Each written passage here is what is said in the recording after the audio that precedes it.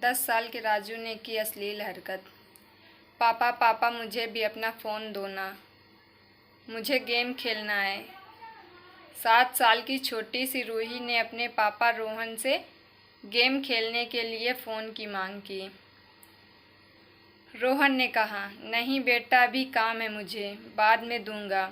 रूही ने जिद करते हुए कहा, नहीं पापा, दो ना, मैं अभी गेम खेलकर दे दूंगी। रोहन ने फिर से कहा, नहीं रूही बेटा, मैंने कहा ना, मुझे अभी काम है, मैं बाद में दूंगा।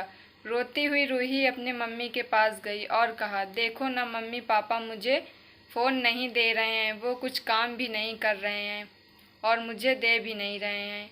रूही की मम्मी सलोनी चिल्लाते हुए बोली, अरे थोड़ी देर के लिए इसे फ़ोन क्यों नहीं दे देते, कब से सिर खा रही है। ये आजकल के बच्चे भी ना फ़ोन के कीड़े बनकर रह गए हैं।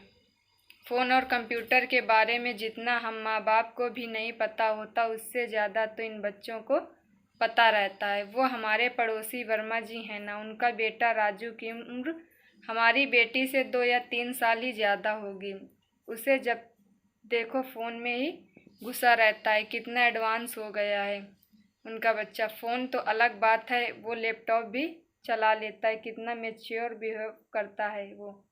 हम किसी बड़े बच्चे से बात कर रहे हों, बात विचार में अपने माता पिता की तरह स्टाइल मेंटेन करता है वो छोटा सा बच्चा। उसके माँ बाप भी कितने अच्छे कूल रहते हैं, सबके साथ साथ बैठकर टीवी देखना, मूवी देखना सब करते हैं। कितने सारे गेम लाकर रख दिया है उसके पिता ने उसके लिए, पूरे घर में गेम की सीडी बिखरी पड़ी रहती है। ऊपर से राजू इतना स्मार्ट है कि वह खुद से इंटरनेट से गेम डाउनलोड कर लेता है। उनके बेटे को कभी रोते नहीं देखा। दूसरी तरफ हमारी बेटी को देखो, बात बात पर रोती रहती है, हर समय फ़ोन की रट लगाए रहती है। एक आप हो कि उसे फ़ोन देते ही नहीं। रोहन ने कुछ सोचते हुए कहा, वो सब तो ठीक है, उसके गेम खेलने के लिए एक अलग से फ़ोन दे दूंगा, लेकिन इस तरह वो ज़्यादा फ़ोन चलाया करेगी तो उसकी आँखों को बुरा असर हो सकता है। सलोनी कुछ नहीं बोली तो रोहन ने कहा, मैं अभी किसी काम से बाहर जा रहा हूँ, 15 मिनट में आ जाऊँगा, फिर हम सब लोग मिलकर घूमने चलेंगे। सलोनी ने कहा, ठीक है, तब तक मैं उसे तैयार भी कर दूंगी। रोहन भी हाँ में सर हिलाकर घर से बाहर चला गया, लेकिन 8 बजे का गया रोहन 10 बजे तक भी वापस नहीं आया। इस बीच सलोनी ने उसे फ़ोन लगाने की कोशिश भी की, लेकिन उसका फ़ोन हर समय बिजी ही बता रहा था। सलोनी को रोहन की चिंता होने लगी कि आखिर क्या बात है जो अभी तक रोहन आया नहीं। लगातार कोशिश के बाद आखिरकार एक बार रोहन का फ़ोन लग ही गया। फ़ोन लगते ही सलोनी बोल उठी, क्या हुआ? 15 मिनट का बोल कर गए थे, 2 घंटे से ऊपर हो गया है, तुम्हारा तो कुछ पता ही नहीं। रोहन ने बताया, आज के घूमने का प्रोग्राम कैंसिल कर दो, आज हम घूमने नहीं जाएंगे, अगर जाएंगे भी तो शाम को। सलोनी ने आश्चर्य और चिंता भरे स्वर में पूछा, लेकिन बात क्या है, कहाँ हो तुम? रोहन ने कहा, मुझे कुछ भी नहीं हुआ, मैं ठीक हूँ और मैं तुम्हें कुछ अभी भी बता नहीं सकता, घर आकर सारी बात बताऊंगा। लगभग शाम तक रोहन वापस आया। आते ही सलोनी ने सवालों की झड़ी लगा दी, तुमने तो कहा था शाम को घूमने चलेंगे, ये टाइम भी निकल गया, अब रूही को कैसे समझाऊं कब पापा आएंगे और कब हम सबके साथ बाहर जाएंगे। रोहन ने कहा, उसे किसी तरह समझा बुझाकर खिला पिलाकर सुला दो, मुझे तुमसे कुछ ज़रूरी बात करनी है। सलोनी ने ऐसा ही किया। रात को सोते समय सलोनी ने रोहन से पूछा, अब बताओ क्या हुआ, आज दिन भर किस काम से बाहर रहे? रोहन ने बताया, वो हमारे पड़ोसी वर्मा जी हैं ना, उनके यहाँ एक परेशानी आ गई थी, उसी में लगा रह गया मैं। आज सुबह जैसे ही घर से निकला तो बाहर देखा, पार्किंग एरिया में कुछ लोग झुंड बनाकर खड़े थे। पास जाकर देखा तो राजू, वो 10 साल का छोटा सा बच्चा, अपने साथ खेल रही बच्ची जूही के साथ गलत हरकत करने की कोशिश कर रहा था। कुछ लोग उसकी अश्लील हरकतों को देखकर हंस हंस कर बातें कर रहे थे। देखो आजकल के बच्चों को, कैसे हैं इनके माँ बाप, जिनके बच्चे ऐसी गंदी हरकतें कर रहे हैं। बच्चों को देखते ही समझ में आ जाता है कैसी परवरिश दे रहे हैं। उनके माँ बाप। भीड़ जमा देखकर वर्मा जी भी दौड़ कर आए तो अपने बेटे को उस अवस्था में देख बहुत लज्जित हुए। वहाँ खड़े सभी लोगों ने उनकी बहुत बेइज्जती की। वर्मा जी ने तो गुस्से में आकर अपने बेटे पर हाथ ही उठा दिया था, लेकिन मैंने उन्हें रोक दिया और राजू को साथ में लेकर वर्मा जी का हाथ पकड़कर अपनी गाड़ी में बैठाकर एक पार्क में ले गया। वहाँ मैंने उनका गुस्सा शांत किया।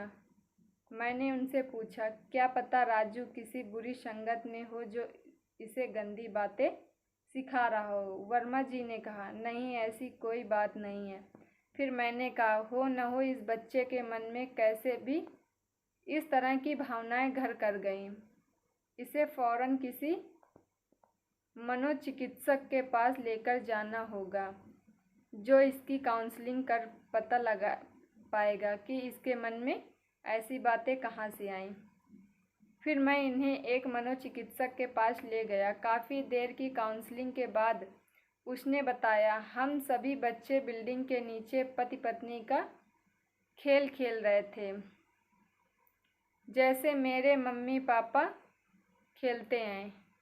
मेरे पापा दूसरे शहर में काम करते हैं और हर शनिवार को आते हैं और रविवार की शाम को चले जाते हैं। जब तक पापा बाहर रहते हैं, माँ बहुत ही प्यार से उनसे बातें करती हैं और जब भी पापा आने वाले रहते हैं, मेरी माँ मुझे जल्दी सुला देती हैं। मैं भी उनसे बहुत सारी बातें करना चाहता हूँ। सुबह पापा देर से जागते हैं और मेरे लिए उनके पास समय नहीं रहता। पापा के आने के पहले माँ के कमरे में एक सीडी रखी थी, जिसे देख मैंने सोचा ये मेरे गेम की सीडी है और उसे लैपटॉप में डालकर चेक किया। तभी माँ अचानक मुझे सुलाने आ गई। मैं भी सोचता था कि पापा के आने से पहले माँ मुझे जल्दी क्यों सुला देती हैं। फिर मैंने रात को सिर्फ सोने का बहाना किया और पापा के आते ही सब कुछ छुपकर देखा कि माँ उन्हें प्यार से गले लगाती हैं और उसके बाद वो कैसे खेलते हैं। राजू यह सब सुनकर मेरे और वर्मा जी के तो पसीने छूट गए। डॉक्टर ने उसे कुछ दवाइयाँ दी हैं और साथ ही सलाह भी दी है कि तुरंत ही उसका यह माहौल बदल दिया जाए, उसके खेल खिलौने फ़ौरन बदल दिए जाएं। उसे माँ बाप का भरपूर समय मिलना चाहिए। उसके सामने कभी भी उस बात की चर्चा ना हो। उन्हें फ़ौरन ये जगह छोड़ना होगा ताकि समय के साथ साथ वह इस बात को भूल सके।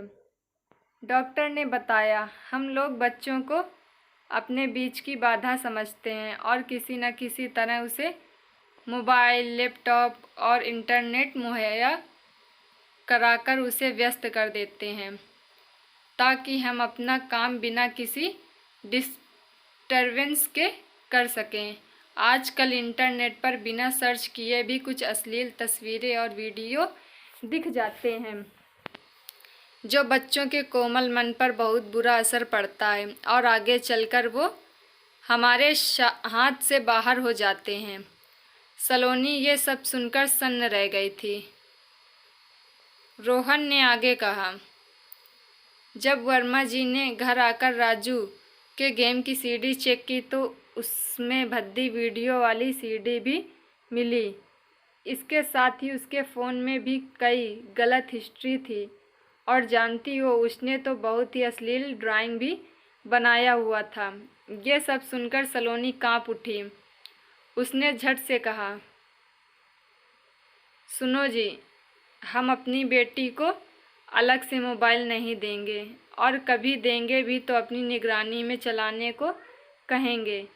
हम अपनी बेटी के साथ ढेर सारा समय बिताएंगे और हर सही गलत बात के लिए उसको समझाया भी करेंगे।